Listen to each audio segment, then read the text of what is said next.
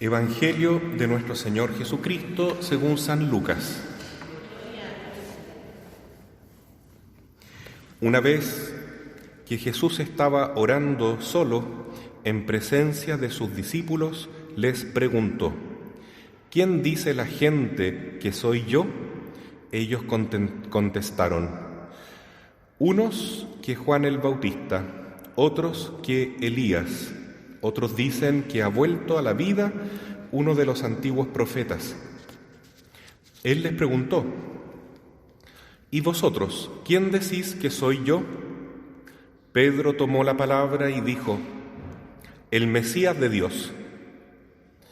Él les prohibió terminantemente que dijeran esto a nadie y añadió: el Hijo del Hombre tiene que padecer mucho, ser rechazado por los ancianos, por los jefes de los sacerdotes y los maestros de la ley de Dios, ser condenado a muerte y resucitar al tercer día. Palabra del Señor.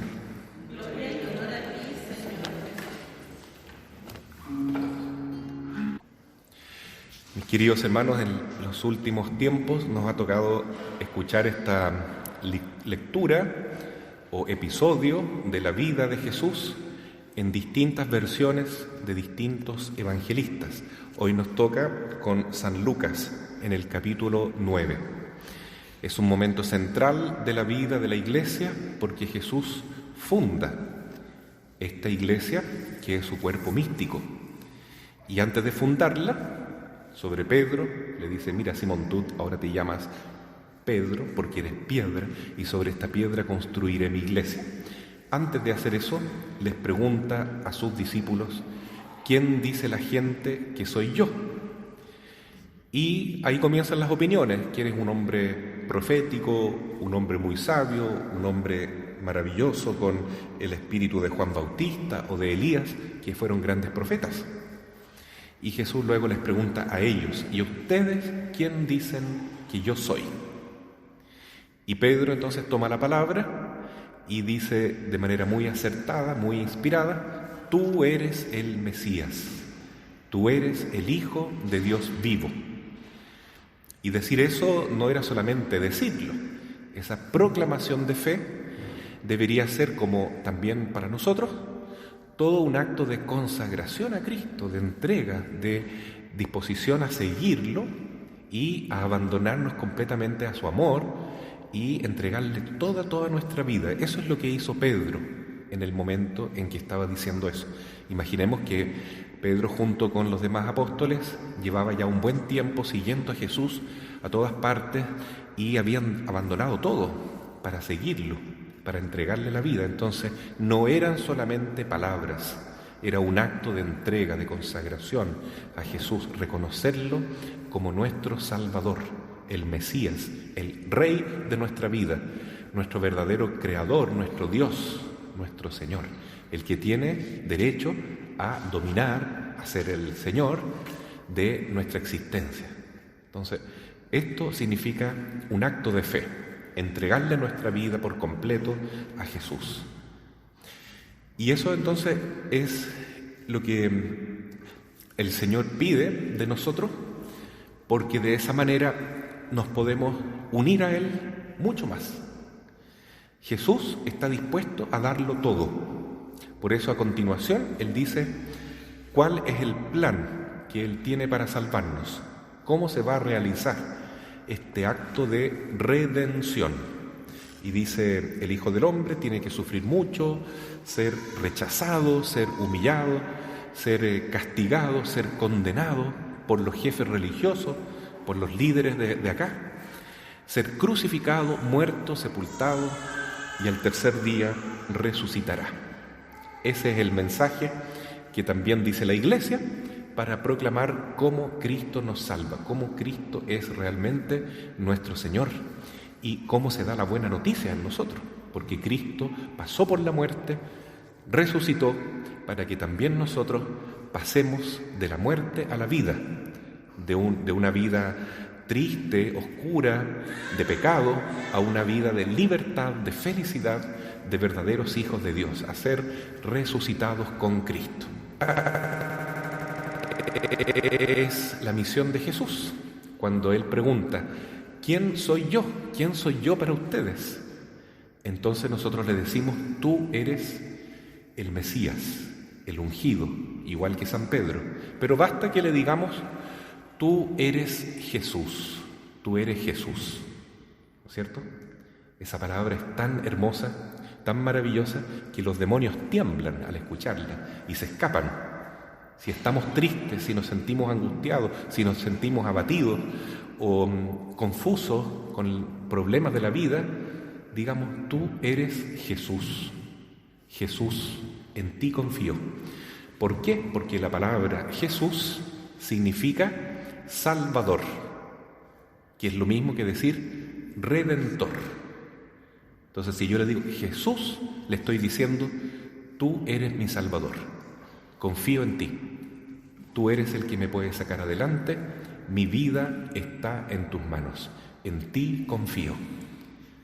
Entonces, eso es tener fe, es entregarle nuestra vida a Jesús y reconocer que solo Él nos puede ayudar en lo pequeño, en lo mediano y en lo grande de nuestra existencia.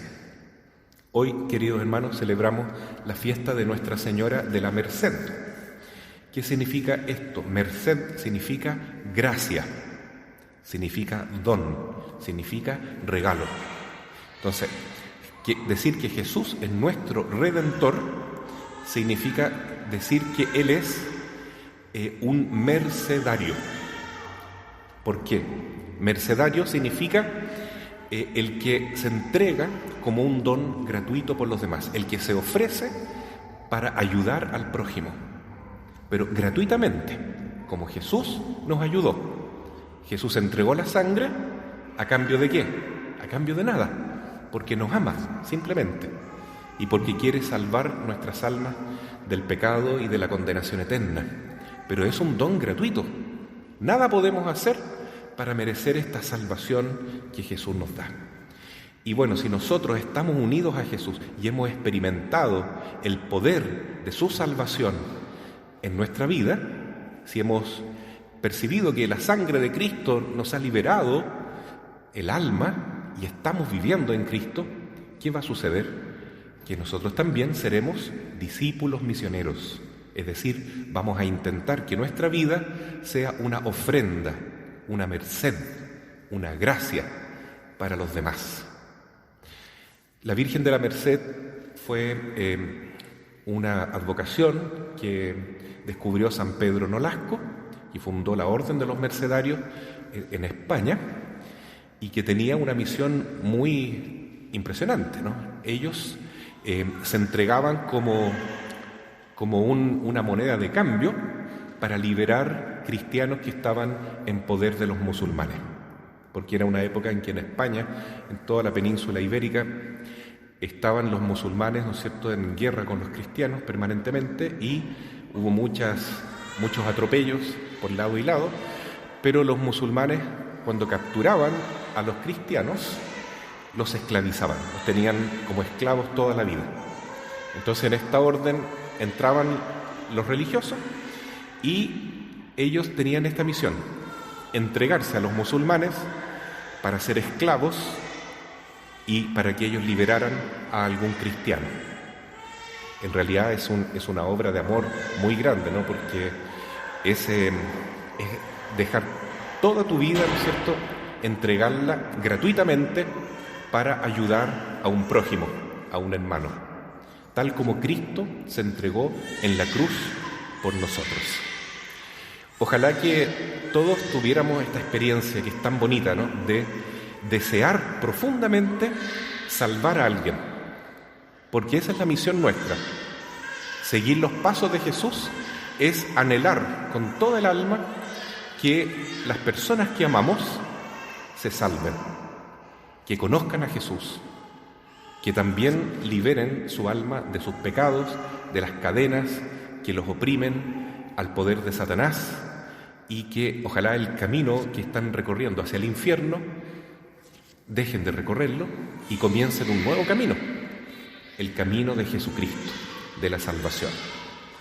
Si nosotros experimentamos esto, hermanos, seremos muy felices, porque eso significa que tenemos el Espíritu Santo en nosotros y estamos ya viviendo como Jesús.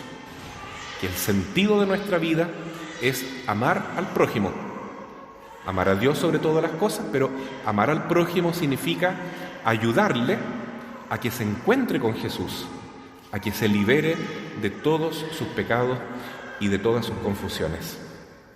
Me gustaría terminar esta reflexión con un testimonio, no lo hago muy seguido, pero esta vez creo que es bueno, que me ocurrió cuando yo tenía más o menos unos 16 años de vida. Estaba en segundo medio y ya conocía el camino de Jesús, por la gracia de Dios, que me salvó a través de la Virgen María, nuestra Madre del Oratorio. ¿Y qué me sucedió? Que yo tenía un compañero de curso que era ateo, se declaraba ateo, es decir, que para él Dios no existe, ¿ya? Y era un joven muy inteligente, ¿ya? Le iba muy bien en el colegio, sacaba muy buenas notas, sobre todo en ciencia, en matemáticas, y él tenía un montón de argumentos para decir que Dios no existe. Bien. Y yo lo quería mucho a él porque yo sentía que él estaba en un mal camino y que debía conocer a Jesús, conocer a Dios. Entonces me fui a la biblioteca, hasta el día de hoy me acuerdo, y pedí un libro de apologética. ¿Qué significa eso? Es un libro de teología para buscar argumentos para defender la existencia de Dios, para los que no creen, ¿no? Entonces me leí ese libro y tenía un montón de argumentos en la cabeza para demostrarle a mi amigo que Dios existe, que Dios es bueno y que Él está con nosotros, etc. Y tenía muchos razonamientos en mi cabeza y un día lo invité a caminar por ahí y a hablar de Dios. Y él aceptó. Así que nos fuimos caminando y llegamos a una plaza y él tenía argumentos para destruir todos mis razonamientos. Y él seguía insistiendo que Dios no existe. Y yo sentía más y más pena y dolor porque él estaba empecinado en negar a Dios. Bueno, ¿y qué pasó? Que nos compramos una Coca-Cola, me acuerdo, en lata, y nos sentamos en una banca para seguir hablando siempre de Dios. Y llega un niño pobre a pedir una limosna. Y yo, sin darme cuenta, porque estaba tan concentrado en la argumentación, le entregué mi Coca-Cola, que es lo que me quedaba a mí, a ese niño. Y quedó tan impresionado mi amigo que en ese momento él paró la reflexión y dijo: ¿sabes que ahora yo pienso que sí es posible que Dios existe? Y después yo dije: ¿por qué cambió de opinión? No fue por mis argumentos filosóficos o teológicos, sino que por ese ejemplo de solidaridad, de generosidad. Eso es lo que lo hizo cambiar a él. Entonces yo les cuento eso, hermanos, porque me cambió la vida a mí también, ¿no? Y me di cuenta que realmente es muy bonito entregar tu vida para que Jesús sea más conocido, para que mucha gente pueda también salvarse y ser feliz al conocer a Jesús. No solamente saber que Dios existe, sino que es hermoso entregarle la vida al Señor, como lo hizo San Pedro, como nos muestra en este Evangelio, y también como lo han hecho todos los santos y santas y todos nosotros que estamos llamados a seguir a Jesús de verdad. No solo confesar la fe de los labios para afuera, sino que entregarle nuestra vida al Señor. Así sea. Amén.